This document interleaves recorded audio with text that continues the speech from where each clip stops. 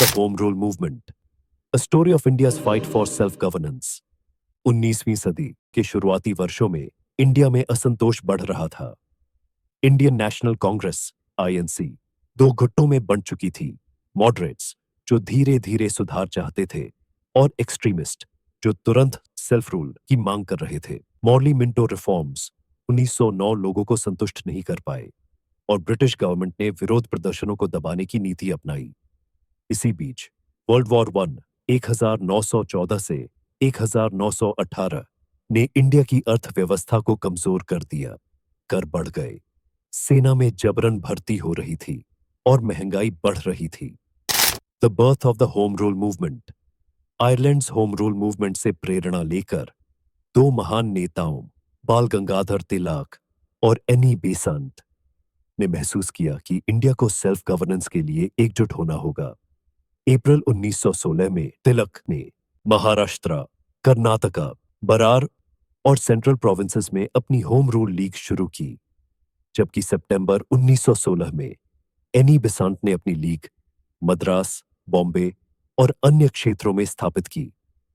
उनका मुख्य उद्देश्य था ब्रिटिश एम्पायर के भीतर स्वराज की मांग करना, जनता में राजनीतिक जागरूकता फैलाना, शांतिपूर्ण और संवैधानिक तरीकों से आंदोलन चलाना। Spreading the message of freedom. Tilak, जो एक जोशीले वक्ता थे, ने नारा दिया, swaraj is my birth right and I shall have it. उन्होंने अपने समाचार पत्र केसरी और मराठा के माध्यम से लोगों में राष्ट्रवादी भावना जगाई।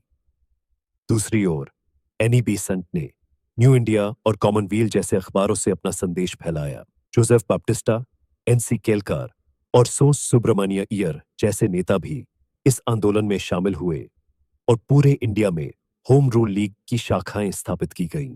आंदोलन को मजबूत करने के लिए पब्लिक मीटिंग्स, लेक्चर्स और पिटीशंस का सहारा लिया गया। पहली बार छात्रों और महिलाओं ने बड़े पैमाने पर राजनीतिक गतिविधियों में भाग लिया। Uniting India, the Lucknow pact 1916 इस आंदोलन की सबसे बड़ी उपलब्धियों में से एक थी। इंडियन नेशनल कांग्रेस और मुस्लिम लीग के बीच लखनऊ पैक्ट 1916। इसमें कांग्रेस के मॉडरेट्स और एक्सट्रीमिस्ट्स ने मुस्लिम लीग के साथ मिलकर स्वशासन की मांग की।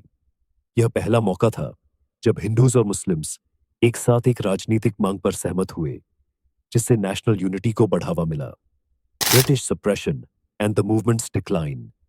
जब यह आंदोलन तेजी से आगे बढ़ा तो ब्रिटिश गवर्नमेंट चिंतित हो गई।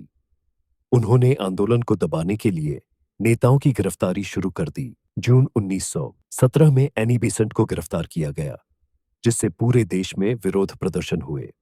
ब्रिटिश गवर्नमेंट पर दबाव बढ़ने लगा और अंततः 20 अगस्त 1917 को मोंटागू डिक्लेरेशन जारी किया गया, जिसमें ग्रेजुअल सेल्फ गवर्नेंस का वादा किया गया। हालांकि यह केवल एक छोटा सा सुधार था और कई राष्ट्रवादी इससे संतुष्ट नहीं थे। 1918 तक आंदोलन कमजोर पड़ने लगा।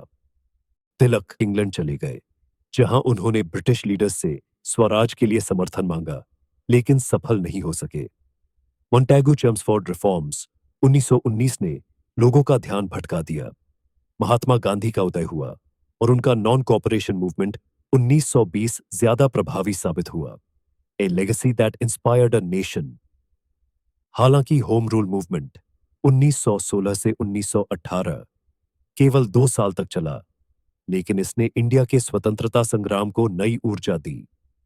इसने आने वाली पीढ़ी के नेताओं महात्मा गांधी, जवाहरलाल नेहरू और सरदार पटेल को प्रेरित किया। यह आंदोलन पूर्ण स्वराज, कंप्लीट इंडिपेंडेंस 1930 की नींव बना। होम रूल मूवमेंट भले ही छोटा था, लेकिन इसने लाखों भारतीयों के दिलों में स्वतंत्रता की लौ जला दी। अब इंडिया की आजादी की यात्रा शुरू हो चुकी थी और इसे कोई रोक नहीं सकता था।